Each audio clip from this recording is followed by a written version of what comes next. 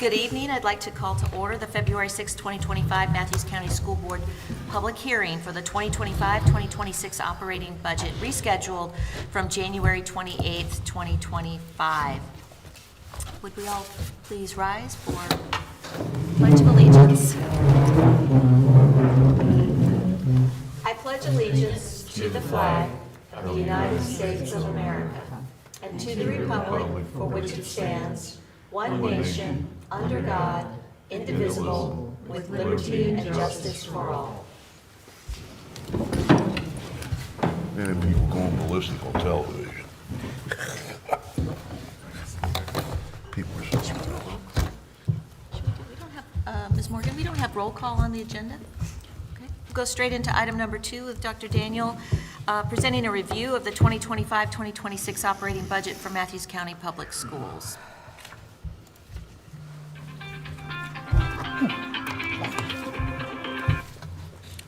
Sorry.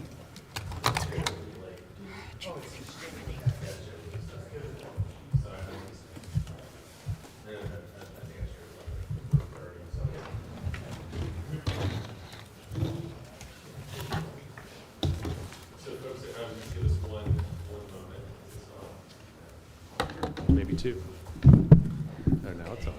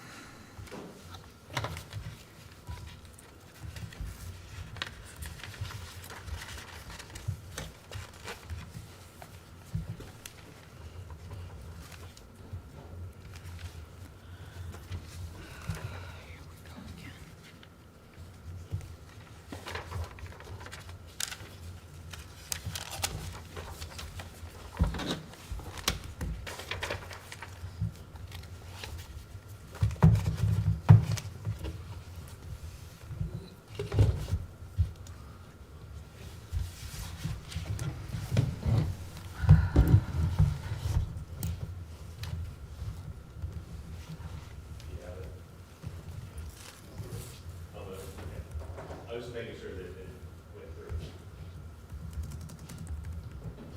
Computer was going in updated.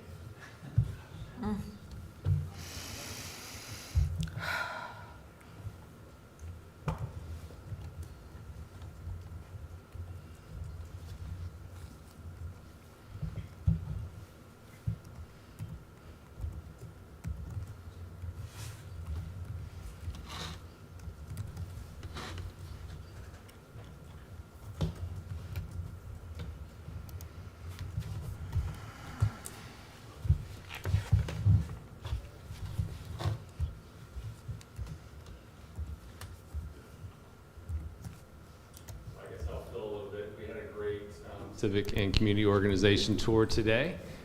We were able to host, I think, about 7 or 8 individuals from different community organizations.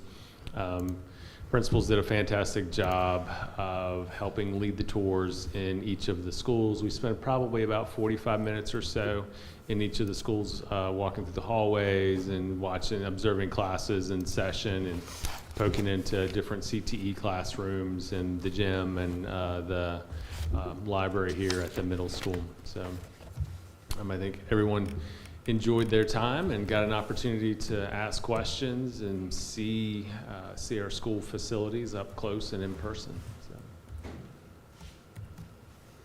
I feel like we might be close. There we go.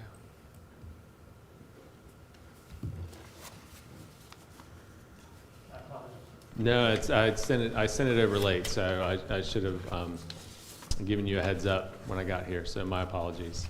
All right. So most of what we're going to talk about, we talked a bit about on Tuesday night. I have added some additional slides to help provide some clarity, and I'll start with the overview and some of the highlights again. So what we're doing is basing the budget off of an estimated predicted enrollment of 725 students.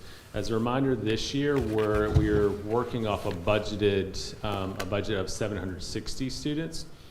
So we are going down, continuing to look at declining enrollment. So we are trying to base the budget going forward off of 725 students. This budget includes an increase of a 4% and a step in the salary scale.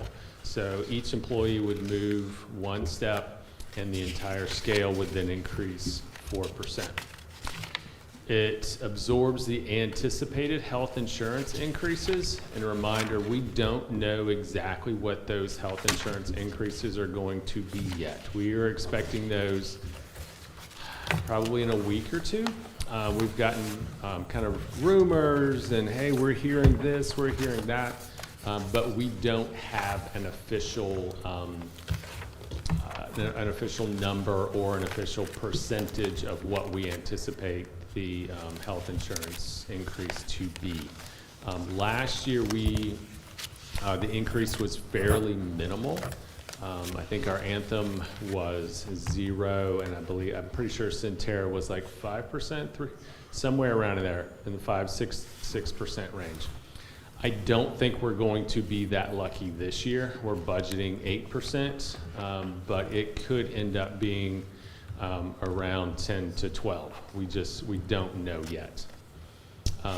The budget planning, the numbers that we're presenting and looking at has every current position included in the budget. So we're not at this point intending to absorb positions. However, we are intending to review positions that come vacant, become available to see where we can absorb positions and still maintain quality instruction and services. The budget includes an additional positions of a secondary reading specialist that's related to the expansion of the Virginia Literacy Act.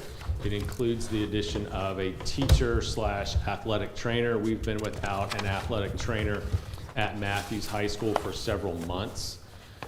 As we've consulted with other school divisions who do have athletic trainers, almost all of them, the trainer is a staff member of the school division, and they usually teach a couple classes in the afternoons, and then are the athletic trainer in the afternoons, afternoon practices or evening games. We have in the budget an additional adding a CTE teacher and an additional custodial / kind of grounds position.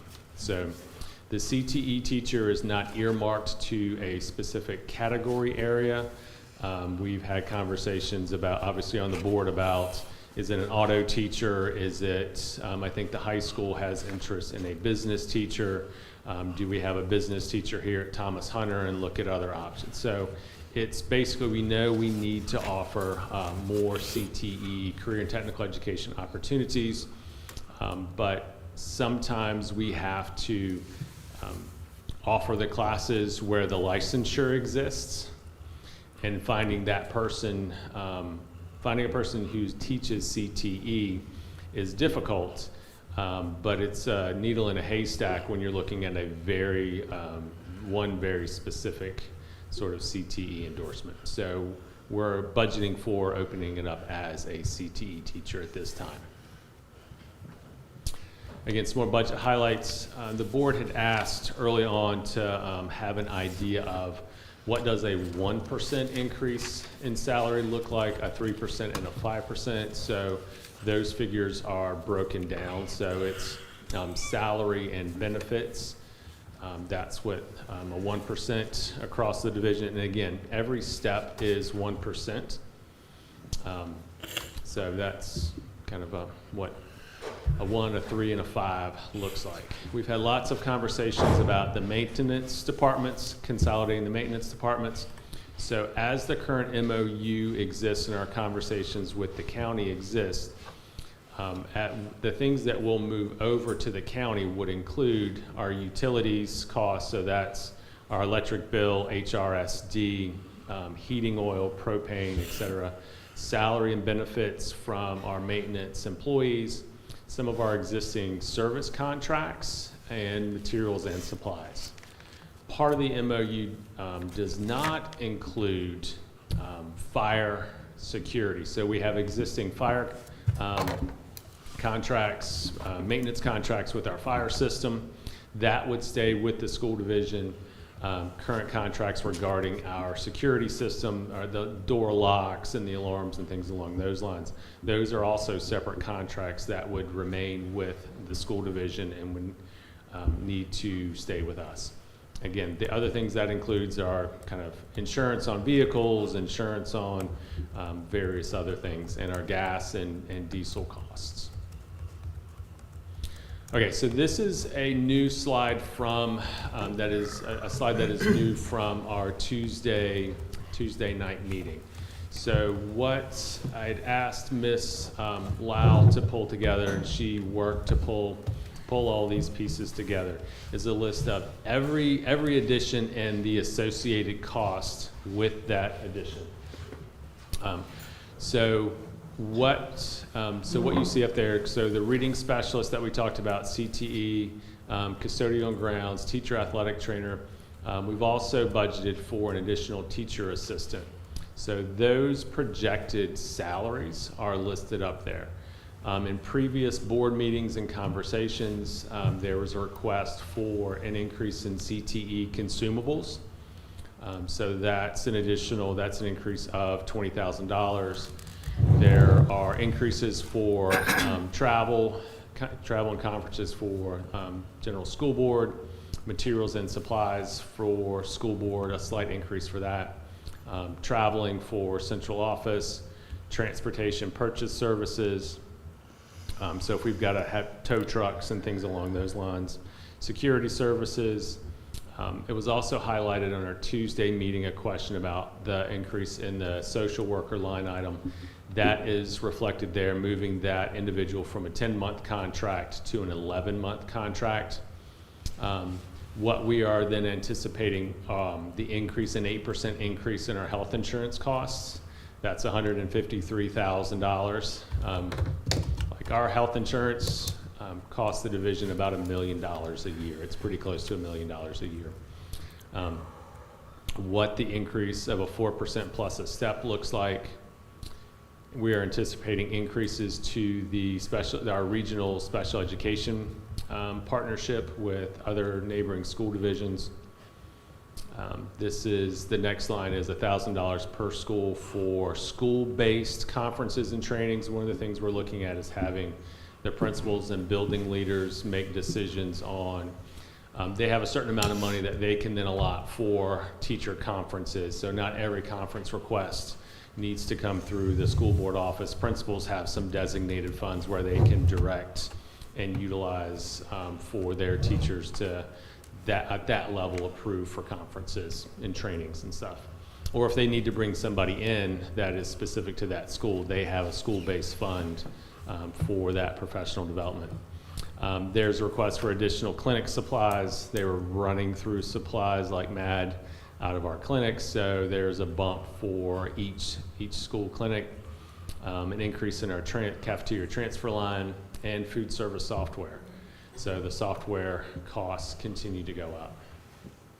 So that is everything that was increased and added in the budget. So as we move into kind of the work session in the next part of tonight's meeting, what is not in here is going back to 3 librarians. So if we want to have that conversation, we'll need to have that conversation and talk about the impact on the budget. Probably the easiest way to look at that. I tend to, when I think about positions, I start at about $100,000 as a placeholder for salary and benefits. So not every position is that expensive. Some in actuality are more expensive than that. It just depends on who you're able to hire with how many years of experience. So that's all the additions and that's all the additions. So changes, These line items are really related to the maintenance merger, and these are the specific line items that would remain with the county as part of that merger. So there's a reduction in the our fuel oil annually that feeds the boilers is about $75,000 a year. Our bills, when they come in, the fuel oil is lumped in the same line item as our gasoline and our diesel costs for our vehicles.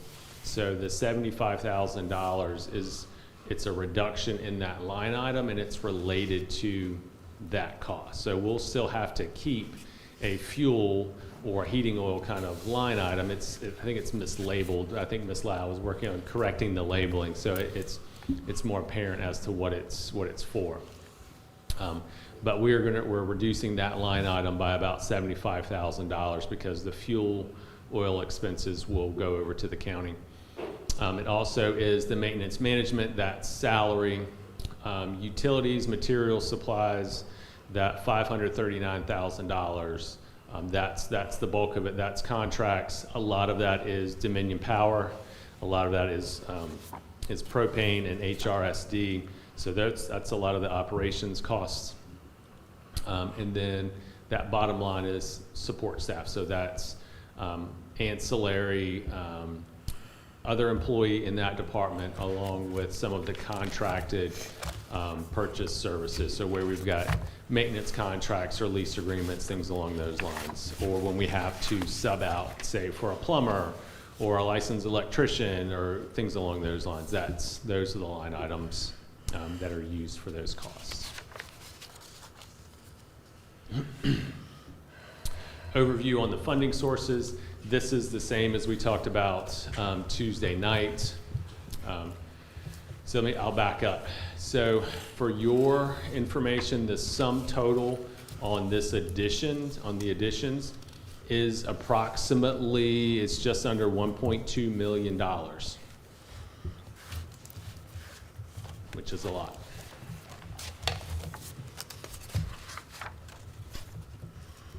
After moving maintenance monies, this comes out to about 800, I think this is about 834,000, 844,000, 848,000 is that total.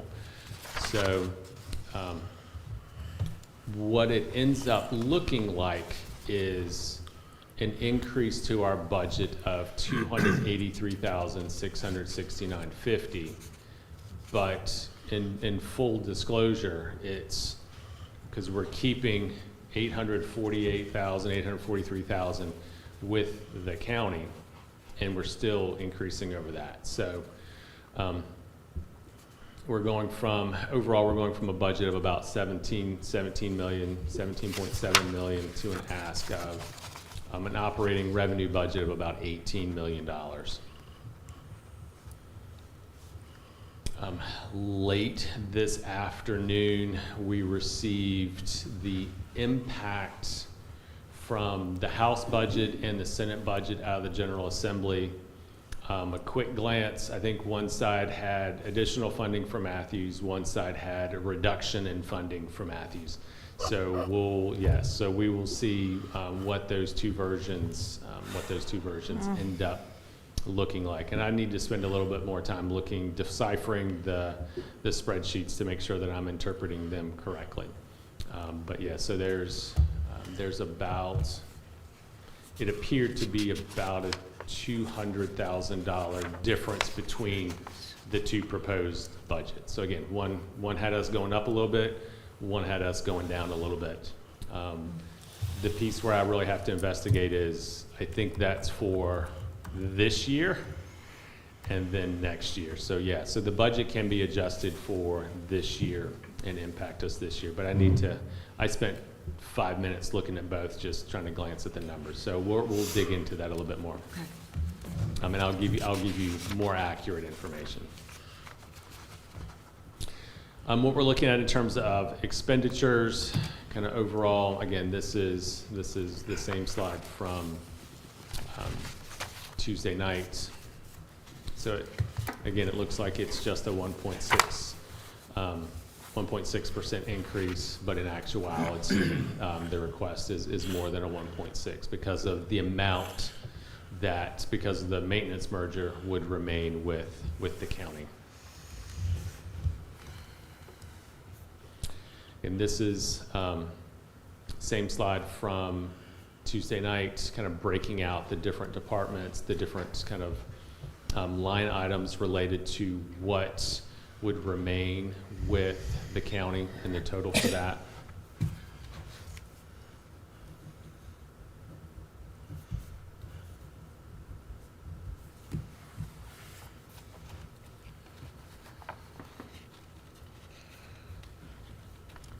And then this is what would remain of the maintenance line items with the school division.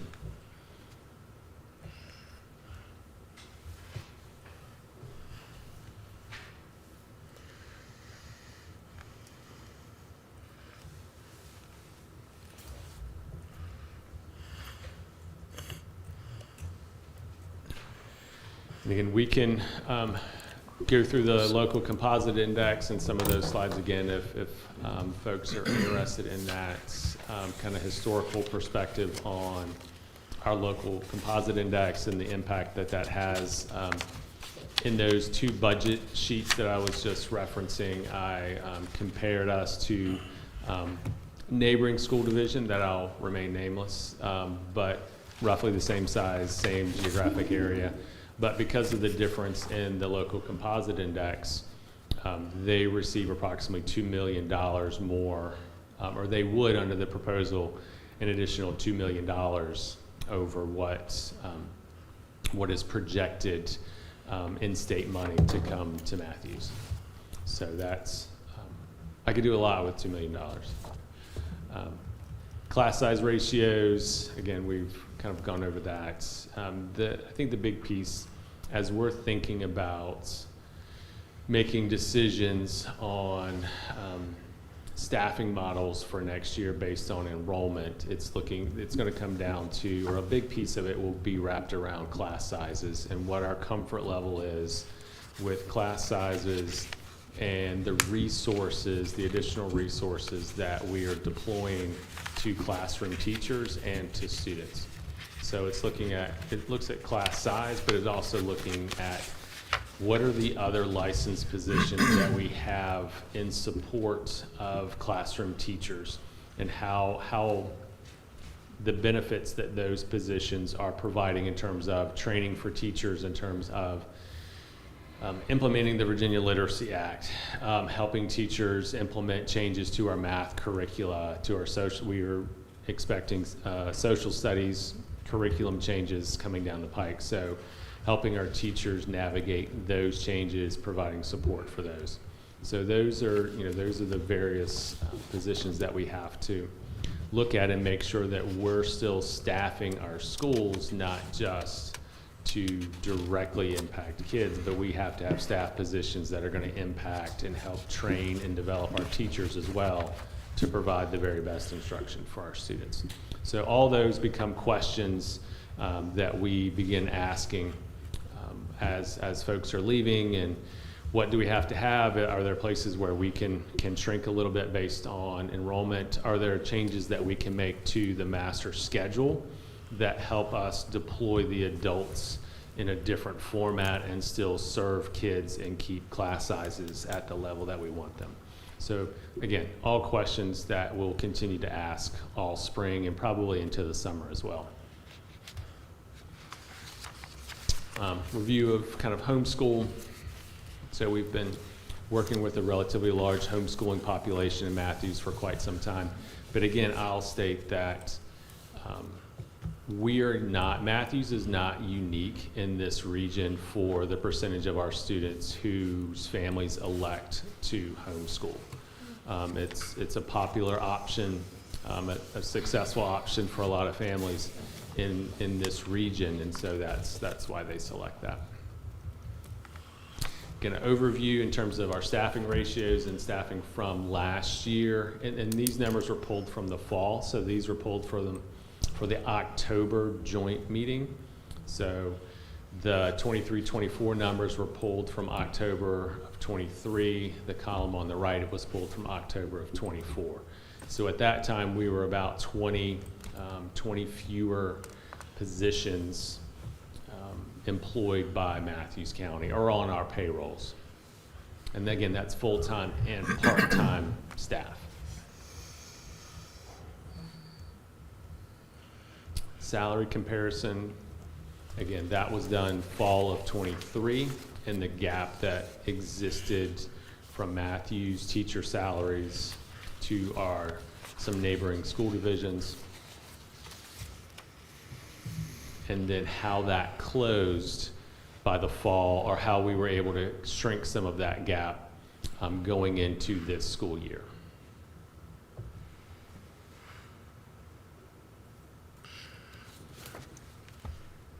Okay, I think that's the last slide. It is. Are there any questions from the board at this point? We can go back through, but I believe this is also part of the budget hearing process, so we can go back through in the latter part of our meeting during the work session. We can come back and I can pull up additional slides where you all have questions. But I think the remainder of this time frame is the hearing part where folks are more than willing to come up and speak. So I will return to my seat and free up the lectern.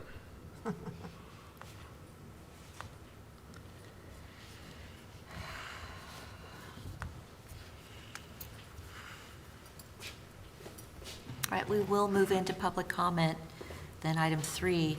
And public comments are limited to 3 minutes, and please state your name and address for the school board clerk. Do we have anybody who has signed up, Ms. Morgan?